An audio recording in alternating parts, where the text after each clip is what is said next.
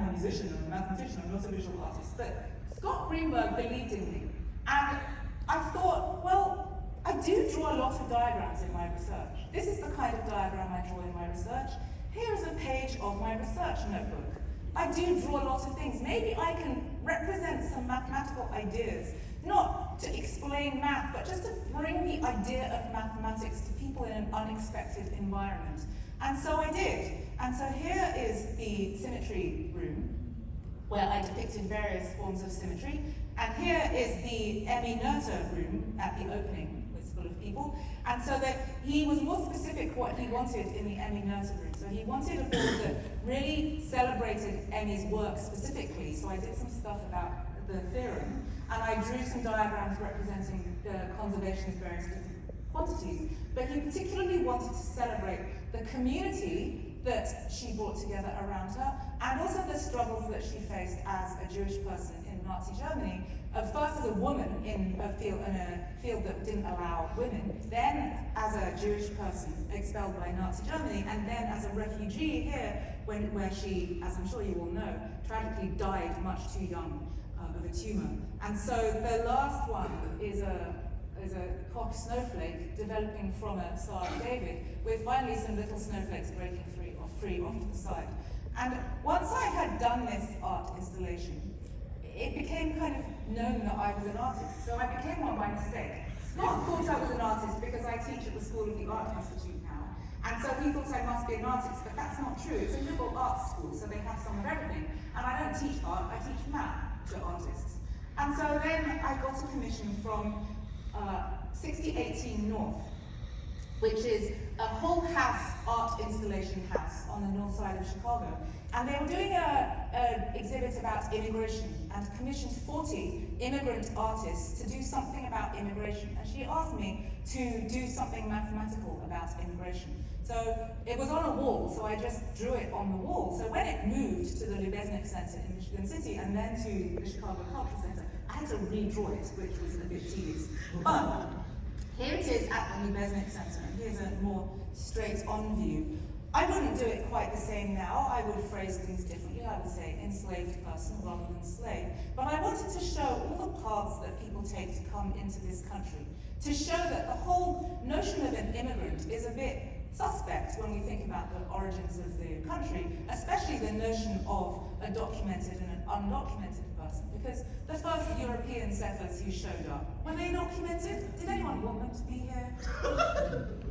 So after this, people have all sorts of responses to this, like, that's not math.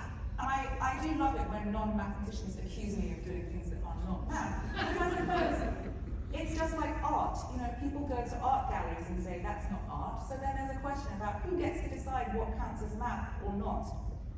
But one person on the internet, oh, there's another slide. That's right, because since then I've done another one which was about water. So this was at 6018 North, a whole exhibition about Chicago's reliance on and interference with the water flow around Chicago.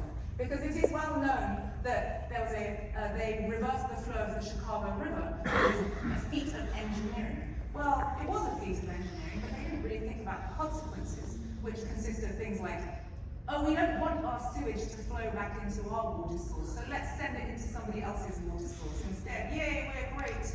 So this installation is on all the walls of the bathroom, and there are more than 4 walls of the bathroom because there's a toilet cubicle in the corner. So there were something like 9 walls here, and I did have to stand on a ladder in a bathtub to do this, and I did really imagine I was going to die like that. I thought, I'm going to die by falling off a ladder into a bathtub. That is what my obituary would say. So I learnt a lot about the water in Chicago by doing this installation, and I have had all sorts of responses. So that's not art, that's propaganda. To which my friend Gregory Peebles retorted, all art is propaganda. And traditional mathematicians say math should be neutral. Math should not talk about political issues. And I had a student at my high school summer camp who said to me, is this really math? It seems... But And isn't that sad that you conditioned young people to think that if it's fun and relevant, maybe it's not really math? So, here are some things I've learned over the course of doing this. First of all, that math is a social justice issue. It's not just that math can illuminate social justice issues. It's that math is empowering. And therefore, if we don't give it to everybody, we are excluding people from a power that they could have. I decline to do that. I want to give that power to other people. I feel empowered by mathematics, and so I want to share that with people who have the least power in the world. I must tap into my students' motivations. Otherwise, they won't listen or care.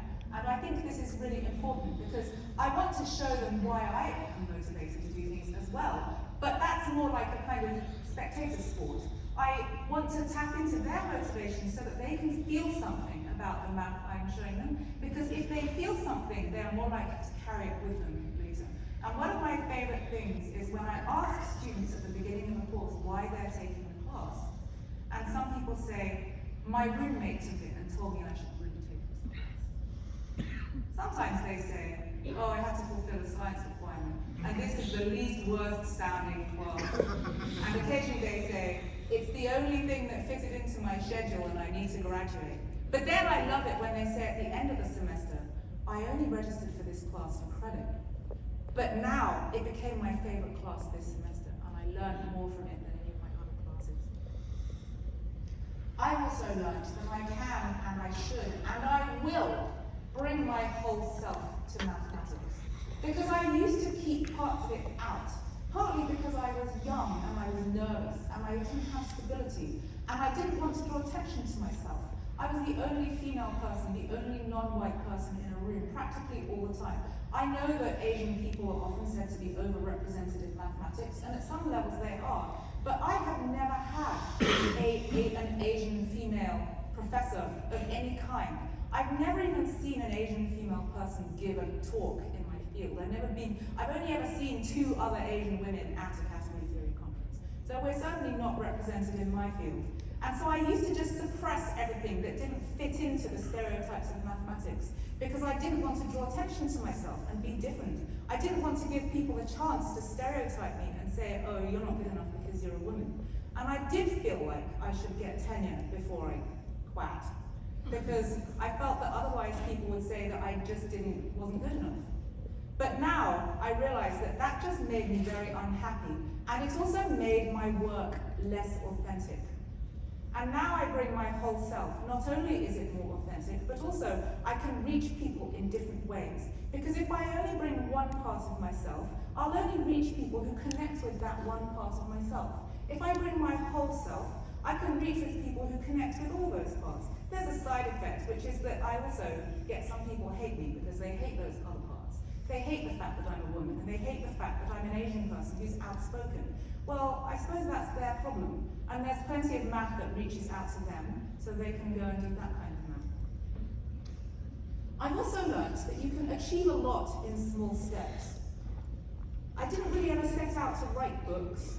That sounds like a humble brag, but I'm just going to say that it's true. And then I wrote one, basically by writing some number of words every day. Because if you write some number of words every day, eventually you have a book. And then you do it again and you have another one. And you keep going and then you have a certain number of books. And so you can just keep going like that. And one of the things I love about that is that it's kind of not true about math research. You know, you can keep doing math research every day for 10 years and get nowhere on a particular problem. And that's what makes it sort of sometimes very frustrating. And one of the reasons I love teaching alongside research is that you always get somewhere when you're teaching, and you can explain things to people and succeed in explaining things to people. Whereas you can spend weeks, months, and years bashing your head against your research problem and get nowhere whatsoever. I have learnt a difficult lesson, which is that you can do better than make your dreams come true.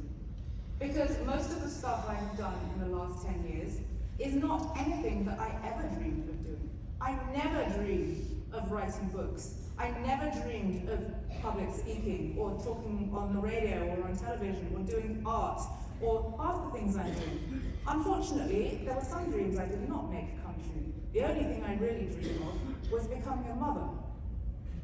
I was not able to do that. So I'm doing these other things instead. I've also learned that if there's no role model doing what you're doing, maybe there's no one doing it at all, or maybe there's no one who looks like you doing it, and so you don't know if it's possible. But if there is no role model, you can be a pioneer. If you believe in it, you can be the first person doing it, and then you will be a role model to other people, and you will have helped those people believe that it is possible. And one of the reasons I started doing what I was doing is because I didn't see anybody doing it in the way that I wanted to. Whereas I saw plenty of people teaching calculus, I thought if I stop teaching calculus, that vacuum will fill in an instant. Somebody else will just come and teach calculus. Whereas I did not see people, abstract mathematicians, explaining and bringing abstract mathematics as a way of thinking to people who'd previously been put off mathematics.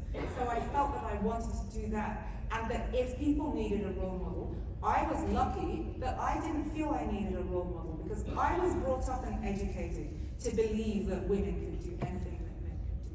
But I know that not everyone is brought up that way, and so I thought, well, if unfortunately people do still need role models, so I will put myself out there as one. I have learned that it is okay to look after yourself. In fact, it's important. And I didn't used to do this. I used to whip myself into a frenzy to help other people without ever doing anything to look after myself. Because I was so determined not to be some kind of terrible arsehole moron who tramples on other people. And I was so afraid of being that I went far too far the other way and practically wrecked myself in my job when I was in the UK. And now I've realized that if I look after myself as well, then I have much more capacity to help other people. And that this is what I have been doing so far since the last election. Because I haven't yet figured out what I am going to do, what I can do that